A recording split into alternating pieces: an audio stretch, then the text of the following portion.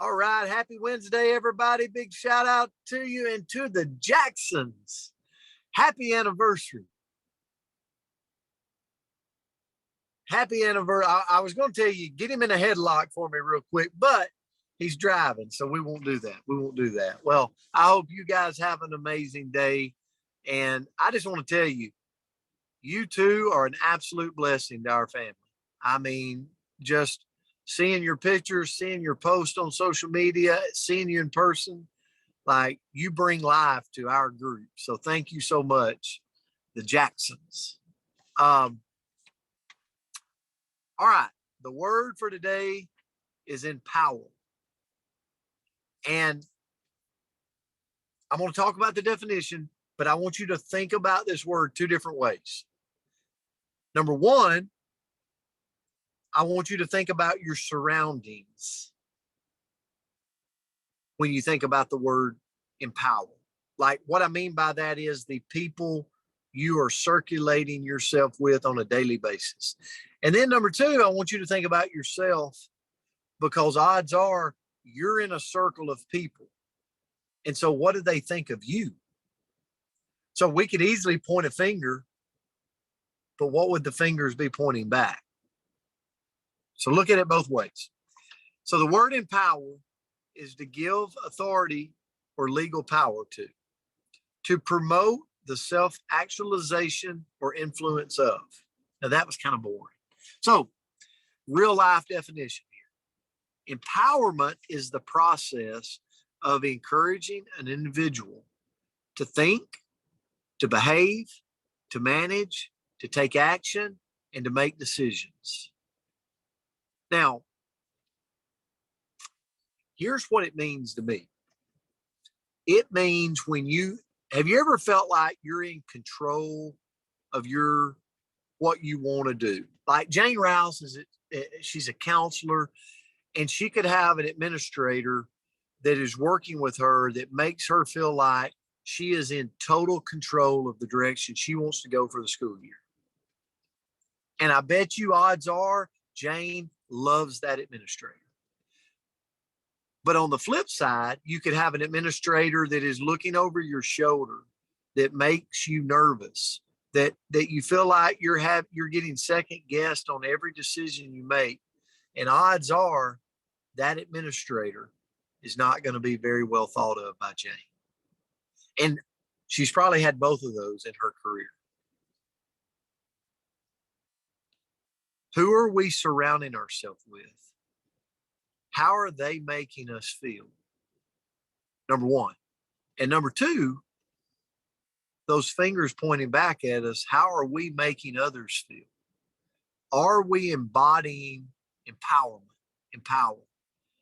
Because I believe a person that's got control of their day, making their own decisions, Cheryl, they're just a person walking around with a sense of pride, self-worth, ready to take on the day, wanting to accomplish more. I say this all the time. I've kind of hit this stage where I feel like I'm psychologically unemployable, because I'm like, I get to control my day. Like I get to be the decision maker. If it's a bad decision, I got to own it.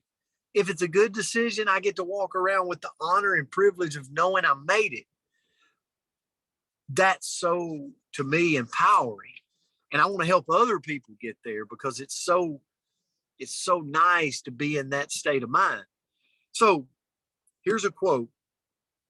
Bill Gates. As we look ahead at the next century, the leadership that will empower other people will be the leadership that flourishes.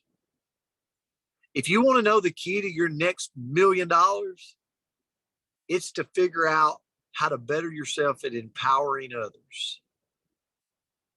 You have to enable and you have to empower people to make decisions independently of you. See, I want to surround myself with people that don't need me to make a decision. They can appreciate my opinion. They can appreciate my partnership, but it's kind of like my property management company. I need them to make the decision. Okay? I want to empower them. We're in business together. My network marketing business, Andrea could tell you many, many times, I'm like, we're in partnership. Like you make it. You make the decision. I support you. Like Melissa Jackson, her and Andrew, they're in business. We're partners, but they make the decision. I support them, you know, or that's what I want to be. Okay. I had to strive for that too. So not saying I'm perfect, but Bill Gates says the people that can do that are going to flourish in the next century. But the first person we got to empower is ourselves. Like we got to put on, we said yesterday, the oxygen mask first. Before we can empower others, we got to empower ourselves. So a couple of ways to do that. Gain clarity about what's expected of us. Clarity at work, within the family, your role at church or team, any place I can go to where I can give more, I can give more value. I got to gain clarity of what's expected, but then I can flourish in those roles. Find a mentor that'll critique. Okay. It's hard, but you got to find, I'm blessed with a person that mentored me, but would critique me and go, no, not there, here. Sometimes I didn't want to hear it, but I'm so thankful for that.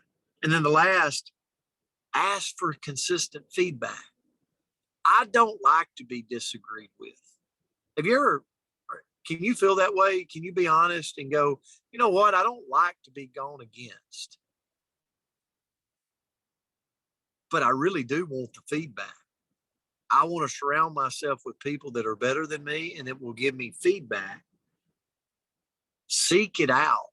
Maybe it's family members, maybe it's coworkers, maybe it's superiors, maybe it's peers, because it'll give you a bird's eye view from a different perspective.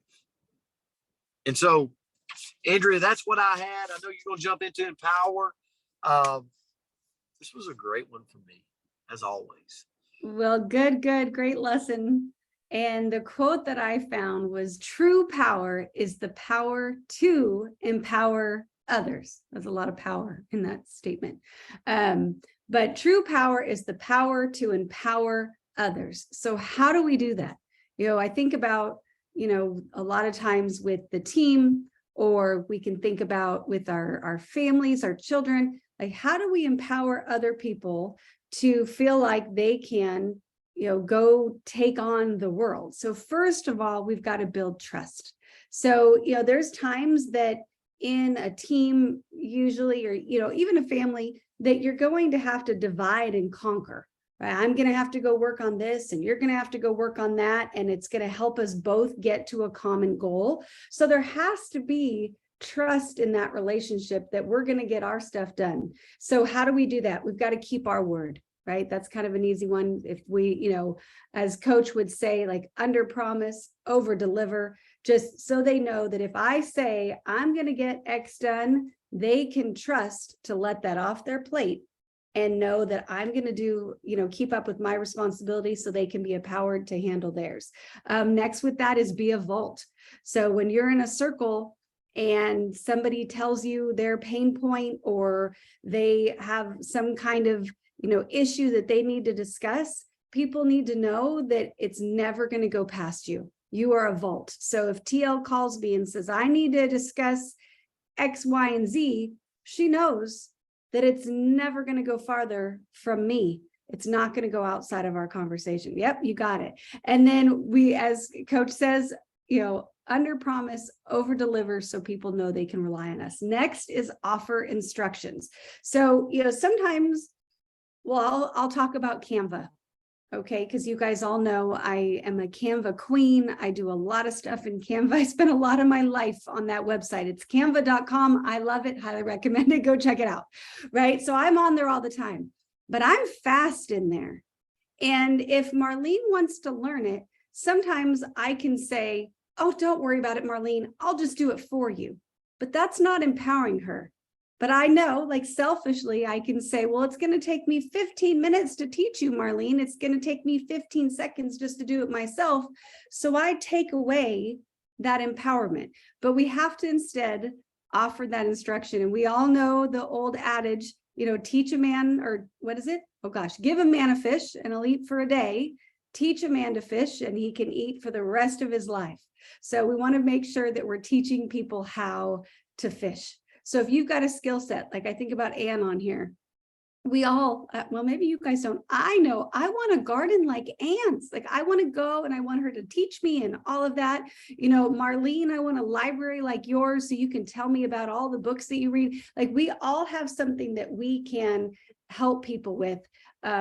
And just share our wisdom. Next is show our appreciation. A surefire way to empower somebody is to, one, notice the beautiful things that they're doing, the incredible things, the extraordinary things, or maybe just the things, right? If your kid takes the spoon off the counter and puts it in the sink, show appreciation. They didn't quite get it washed, but it moved one step closer. So appreciate the big, appreciate the small, so that people know that you appreciate everything they're doing and they feel empowered. And then lastly, and this one seems negative, but I don't think it is, and that's recognize limitations.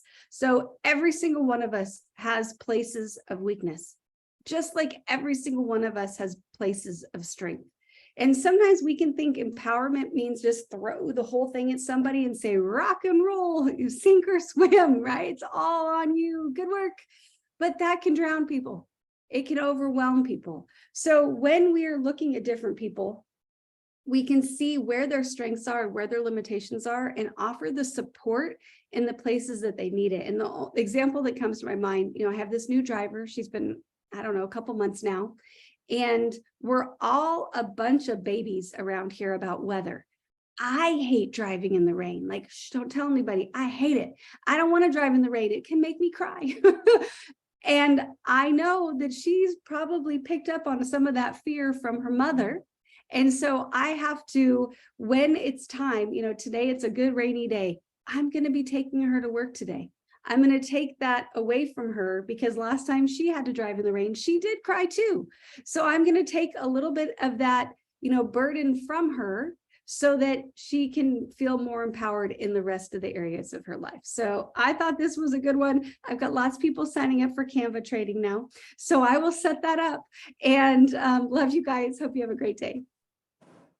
Andrea, thank you so much. Yeah, great word this morning. And guys, have a great Wednesday. We love you. We appreciate you. We'll see you back tomorrow. Love you guys. Have a beautiful God bless. Wednesday. Thank you. Have A wonderful, Great awesome day, everybody. Love you. You a guys. great day. Thank you. Thank you. Thanks for the All right. prayer. Come over